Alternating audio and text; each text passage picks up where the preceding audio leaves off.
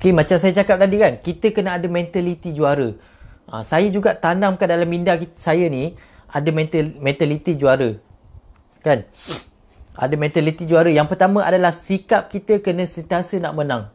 Sentiasa nak nombor satu, sentiasa nak ke depan, sentiasa nak menang, sentiasa nak menang lah. Kalau kita tengok kan, Datuk Niko Dewi kan, dia sentiasa menang. Kalau kita sebut saja pasal Datuk Niko Dewi, memang dalam kepala otak kita memang nombor satu kan. Sikap sentiasa nak menang. Nombor dua adalah kemahuan, keinginan yang sangat tinggi untuk menang. Desire. Keinginan yang sangat tinggi untuk menang adalah dia memang sangat membantu untuk kita improve kita punya speed, improve kita punya energy, semangat semua tu. Okey, kemahuan ataupun keinginan yang sangat-sangat tinggi untuk berjaya. Barulah kita akan senang nak berjaya dan untuk menang. Okey, mentaliti juara. Yang ketiga adalah habiskan apa yang kita mula. Okey, macam tuan arwah kan, arwah Dr. Miza macam saya cakap tadi, dia habiskan apa yang dia mula dulu pada 5 tahun yang lepas kan. Dia dah dapat komisen 5 angka, dia habiskan matlamat dia, tutup klinik, lepas tu dia fokus Tony Excel dan fokus Tom Wong saja. Dan sekarang komisen dia diwarisi. Okey, yang keempat adalah buat apa yang orang lain tidak sanggup lakukan. Kalau macam saya, banyaklah benda orang rasa benda tu susah, tapi saya buat relax je. Ada orang rasa benda tu tak boleh buat, saya buat je kan. Macam coaching orang, personal coaching, saya live, saya buat personal live. Lepas tu apa lagi, call orang tak konsisten buat tu, tapi saya daripada dulu konsisten call network, buat live kan. Ajar coaching personal one to one.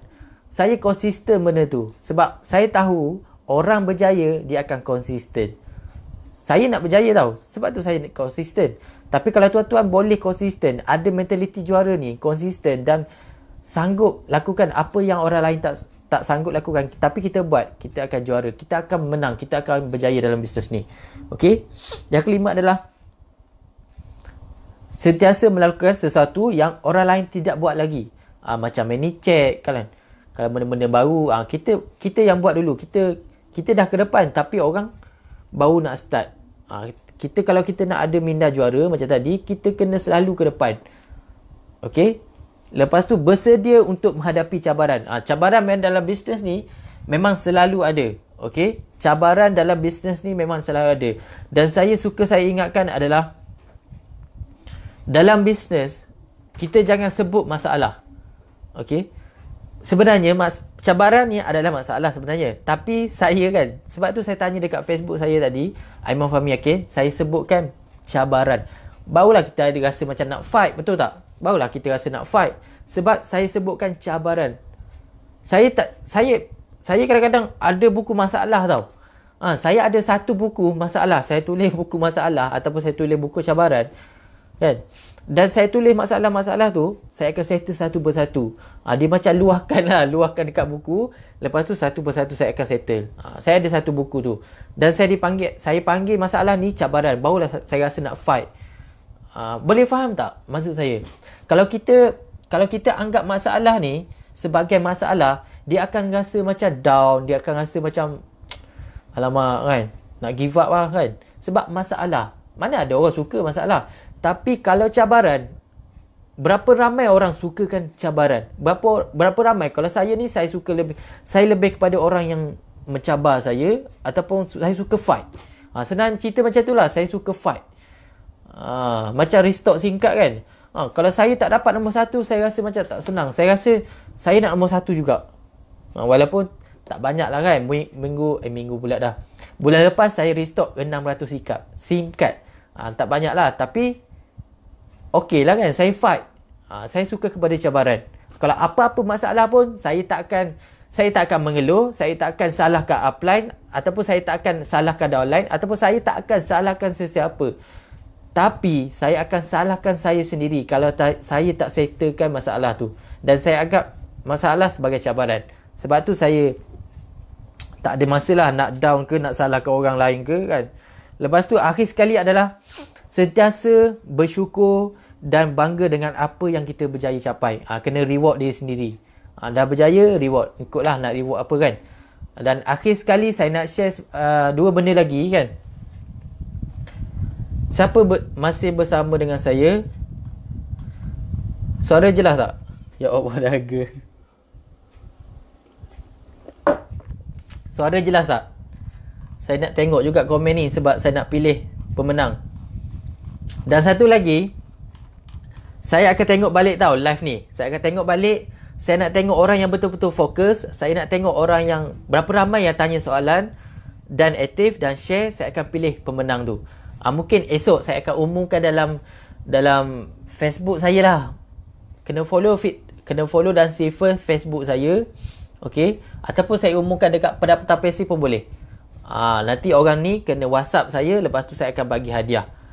Saya tak nak. Sebab kadang-kadang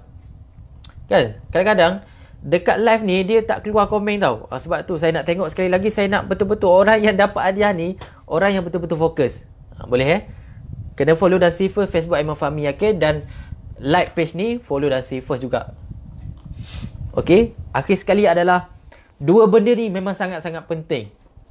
Yang pertama adalah masa. Okey.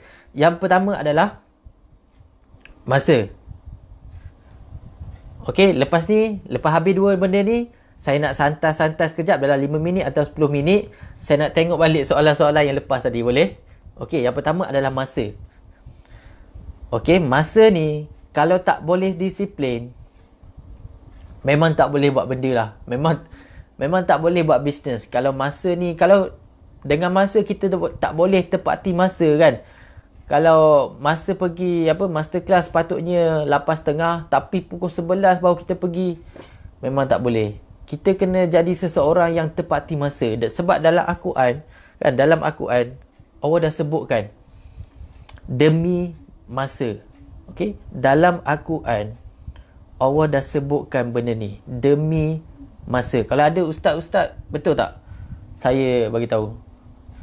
Dalam Al-Quran Allah dah sebutkan benda ni demi masa. Betapa pentingnya masa ni. Okey? Sebab ramai orang, sebab apa saya share benda ni? Sebab ramai orang yang bagi alasan, saya tak ada masa.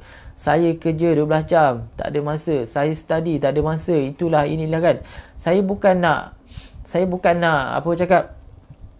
cuma nak perbetulkan otak kita je. Saya nak perbetulkan otak kita je. Sebab dalam bisnes ni, yang pertama adalah otak ni. Kepala otak kita. Kalau kepala otak kita ni betul, positif, kita akan berjaya. Itu tak termasuk lagi ilmu. Kita kena perbetulkan kepala otak kita dulu. Barulah masuk bab belajar ilmu semua benda ni kan. Okey, masa. Dalam Al-Quran, saya ulang lagi sekali. Allah dah sebutkan benda ni demi masa. Oleh sebab itu, betapa pentingnya kepentingan masa. Boleh? Itu yang pertama. Yang kedua adalah sikap. Bagi saya, sikap ni adalah 90% kejayaan. Sikap adalah 90% kejayaan. Sikap ni akan banyak benda lah. Mindset kan, termasuk dalam sikap lah. Attitude sikap lah kan. Attitude, disiplin, sikap lah kan. Dan ini juga Allah dah sebutkan dalam Al-Quran. Okey, sesungguhnya Allah dah sebutkan dalam Al-Quran benda ni juga.